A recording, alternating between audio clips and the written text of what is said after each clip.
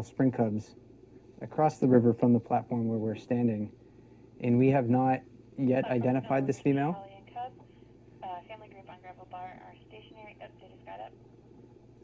They're looking in the direction of point. Holly and Cub have moved downriver island. Copy, I see him now, thanks. We are halfway between Corner and Bear Trail. Copy. So the female with the two spring cubs does look somewhat like a bear that we haven't seen in several years, but we're not going to say for sure if that is the case. I'm just not sure yet. Corner, platform. We definitely know Holly and Cub. Family group Almost on gravel bar unmistakable. halfway down. Holly and Cub are approaching spit. I would say you could come back to Corner. Copy, I'll reapproach Corner.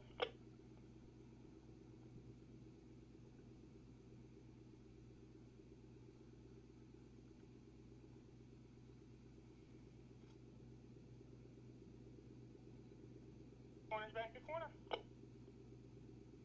Copy. Family group on gravel bar just stood up. I may wait to open the bridge. Copy that, we'll just stay pat at Corner.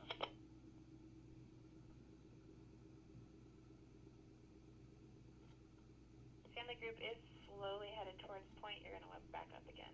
Copy that, we're backing up. And there was a kind of a question that came up on the chat board about the name of the area that the mom with two cubs are on, and that area, sort of an amorphous area, but that's called the gravel bar that she happens to be on. So she's slowly approaching the edge of the trees, and when she gets to the edge of the trees, we call that area the point, and that's just that spot. But that sort of arc of gravel is what we call the gravel bar, and it'll likely disappear by September as the water in the lake continues to rise. Corner. Platform. They continued on past point. Negative. They're kind of stationary just in front of the lagoon, halfway between gravel bar and point. Copy that, we have backed up again halfway between Bear Trail and Corner. Copy. She's watching Holly and Cub pretty closely. The reason that the Corner has backed up is that from the point to where the corner person, the corner ranger, stands is a little less than 50 yards. It's about 38 yards. And as you probably know, at least most of you, the distance regulation for Brooks Camp is that we would like for you to maintain a distance of 50 yards from the bears and certainly not approach within 50 yards. And the reason we do that is because observations of bears, of brown bears, is that they tend to engage with things that are within their sphere of influence, about 50 to 100 yards out. So if we can break away from them and move out of their way prior to that 50-yard area, it is believed by biologists that we have less of a chance of influencing their behavior or for them to associate our behavior with their actions. So it's not like they're being, if we move prior to the bear getting 50 yards from us, it's not like the bear is pushing us away and moving us around and bullying us. We just happen to be an animal that has gone a different direction, and it may have been aware of us, but not getting that cause and effect relationship. So that's why we have the 50-yard rule. It's not a hard and fast safety rule for anyone. It's to get out of the way of the bears so that we don't affect them and they don't begin to associate our movements with their behavior. What you doing, Mike? You tethering it? Well, I just took a photo of the female and the two spring cubs, so I'm just going to upload it to the computer that we have here. Okay. And then I was going to try to post it in the comment board. Okay. On export.org. So give me a few minutes, everybody. Yeah, your telephoto I think is a little more powerful than this one. You can see she's now. Two Springers is at point, headed in the direction of Corner. So I don't even have to say anything. The bear traffic controllers fill you in.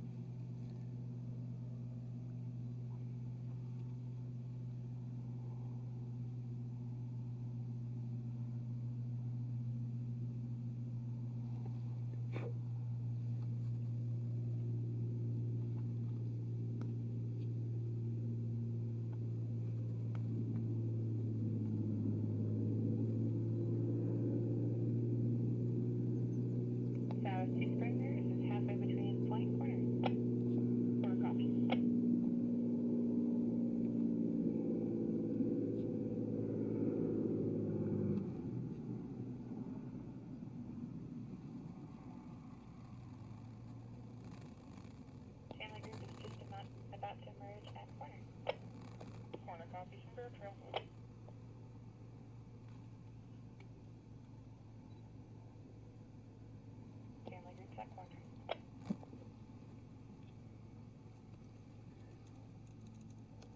There was a nice yawn. You don't always know what a yawn means. We talk about yawns being an indication of stress, and it often is. But sometimes a yawn is just a yawn.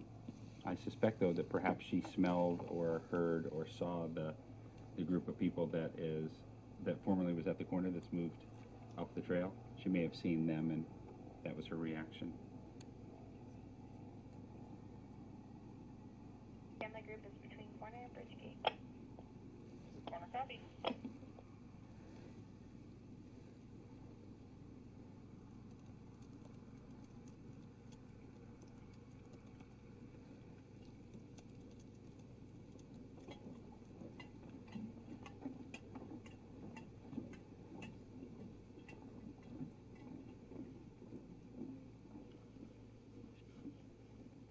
Family group is just above the wedge. Corner copy.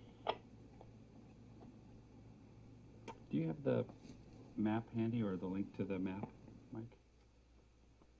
On here, on this computer, I don't think so. Okay. Well, maybe if we have any of the regulars listening right now, they can post a link to the map. It may be on the KBK Facebook page. I can't remember where it is, but the one that has all the place names, because I would expect that a few of the new users might not have access to that and might be interested in knowing where the locations are of all these place names we keep spouting out. Family group is halfway between Waiterside and Death Willows. Corner copy.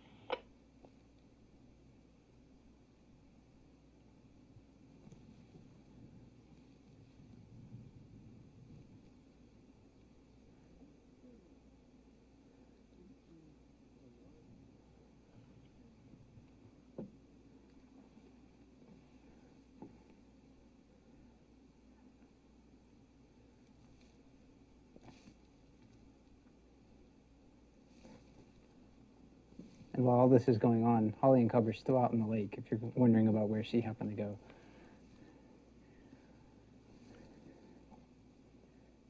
Family group is stationary between Death Willow and Waiterside. Corner copy.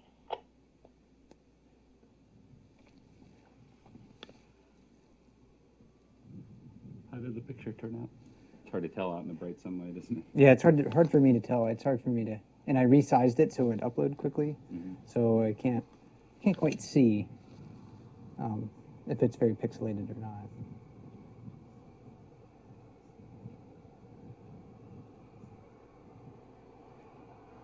But somebody was asking if these two cubs could have been born at different times, and that seems probably pretty unlikely. If they were born at different times, it would have been probably just a matter of minutes. At least from what I've read about bears, they don't give birth, to one cub and then several days later give birth to another. I think they're all born at the same time. Typically, spring cubs are darker than that really blonde one that belongs to this mother over here. But every once in a while, we do see very blonde cubs, and I think in the fall, if this bear happens to come back, we'll see that they are much, much lighter.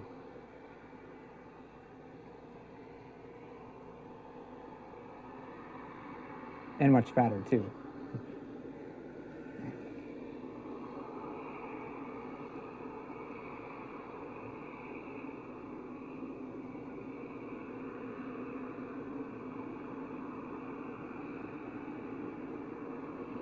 Corner and Flatwood. Family group has laid down on the closed trail. I'm documenting the time is 3:30. Copy that.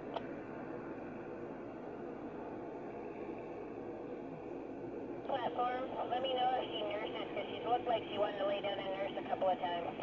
I kind of think that's what she's going to do, but I haven't seen it yet.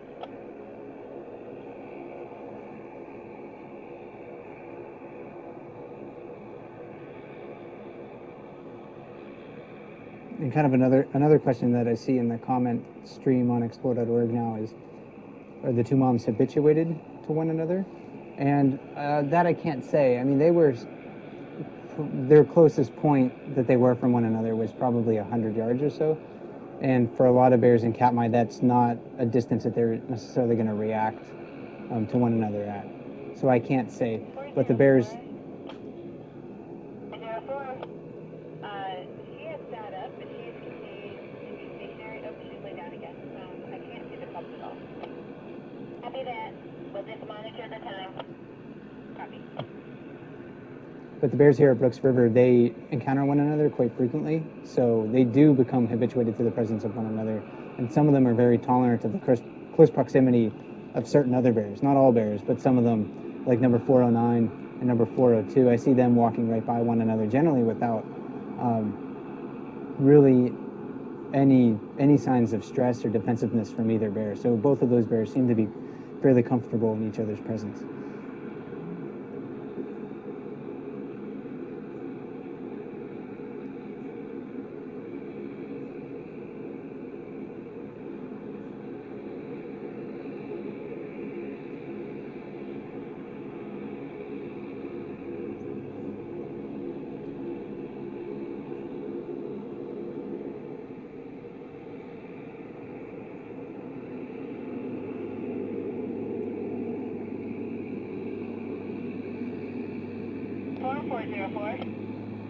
Platform.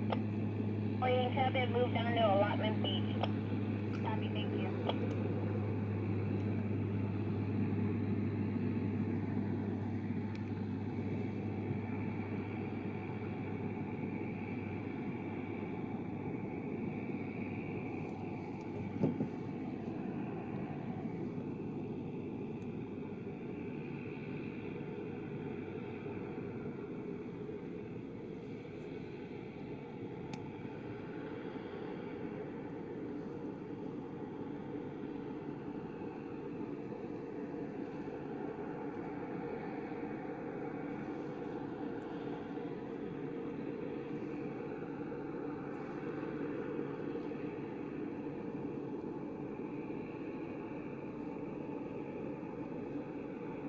These are de Havilland otters, turbine engines, very powerful, hold 10 passengers, and are used by several of the day use barrel guides that come out. They fly out from Homer or Anchorage every day. Platform. So these folks are trying to make it back to Homer in time for dinner. And they're pretty loud too, so if you ever get on one, bring earplugs with you.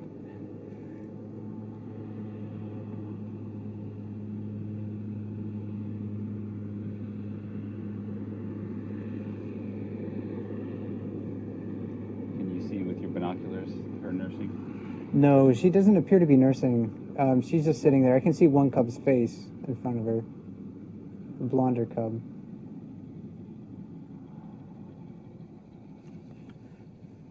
So once again, the two planes, the loud ones that just took off, those are the Havilland otters. The one that's idling over here right now is a de Havilland beaver.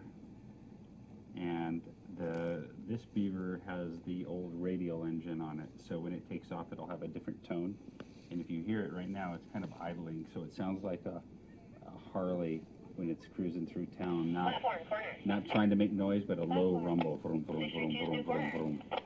Copy. So we have a sow with 2 springers. She is laid down. I believe she's nursing on the closed trail, about 35 yards from the bridge gate. Copy. Do you have a big group of people? I have like 15 people. Copy.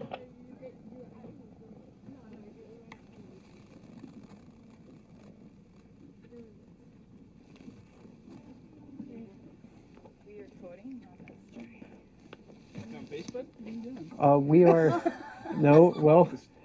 I sometimes am on Facebook because I manage that for the park, but we are. Our mics are live, just to warn you.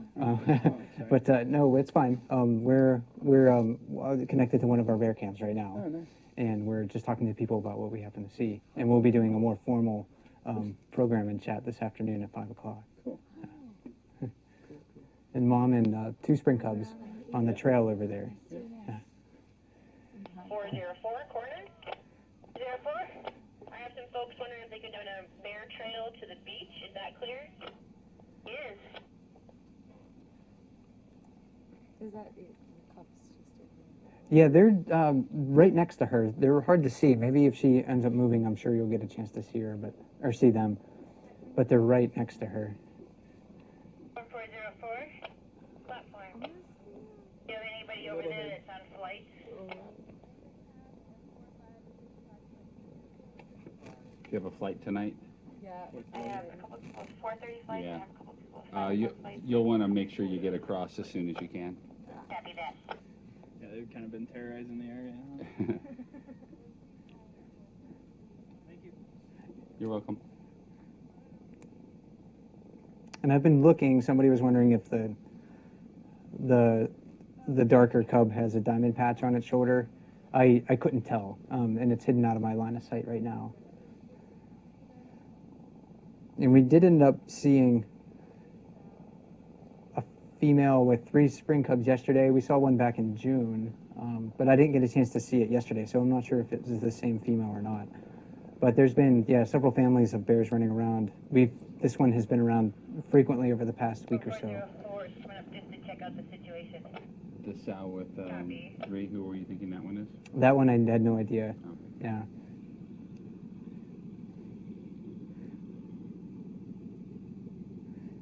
And of course, I think people are going to be wondering about the relationship between 856 and 402, and update on 402's abandoned yearling. That's the beaver.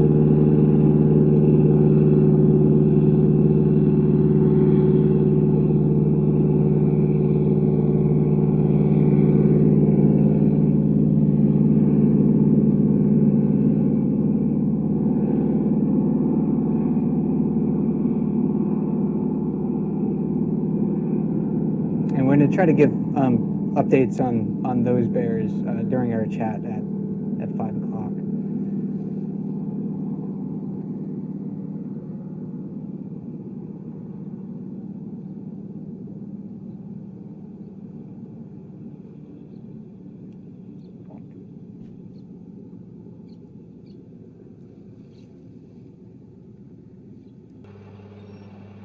And the tour bus from the Valley of 10,000 Smokes has just come back, so it's probably going to generate a little bit of noise. So if you're wondering what the engine idling happens to be, that's that bus.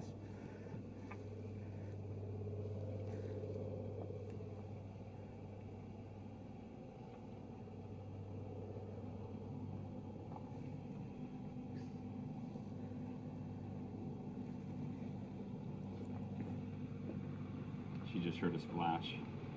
Corner, Maybe saw it too. Corner.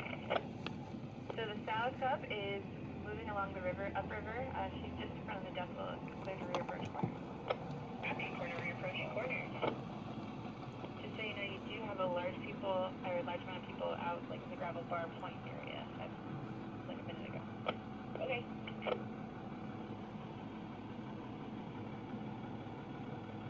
Corner 404. Corner. Those people on the gravel bar don't speak English. Copy. Looks like I have at least 2 gentlemen headed back towards me. Copy. And the groups have sat down on the end of the close trail.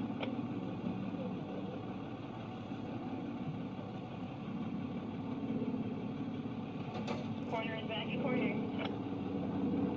Copy. I'm just going to see what she does real quick. She needs to get up again and evaluate for stuff. Can you repeat the last section? We may evaluate bridge status depending on what she does here. Copy.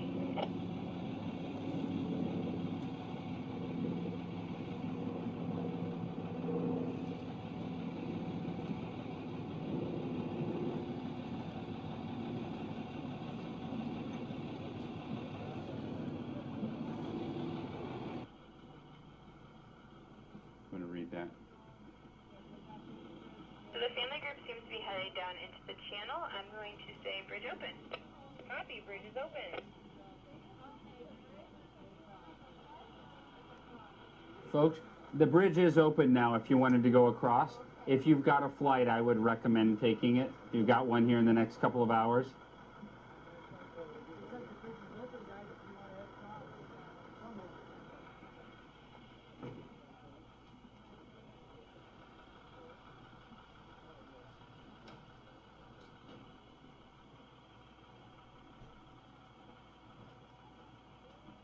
car is limping.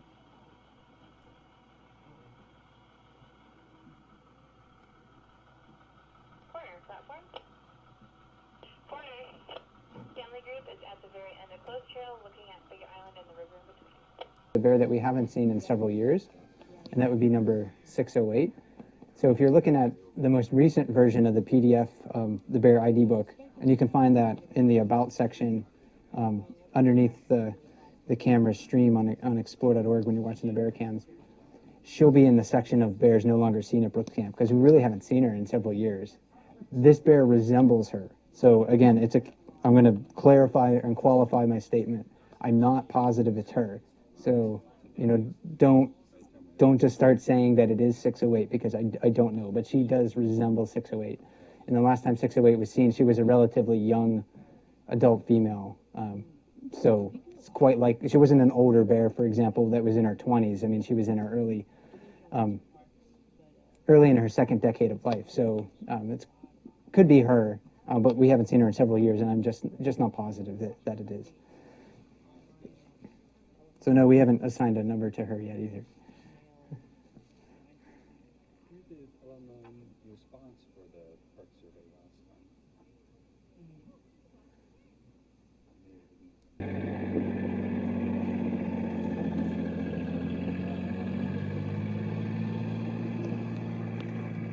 time? So people have been wondering whether this small subadult out here is one of number 409's former cubs. And 409 is nicknamed Beadnose, and she had 3 yearling cubs last year. This bear is about the right color, and it's about the right size for a 2.5-year-old bear. But again, we just don't know if it is. Do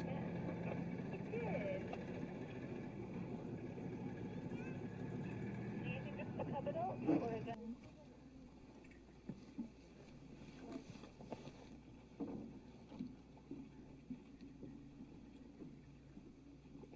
You can see that this bear is not really well filled in. That's generally a physical characteristic of subadult bears.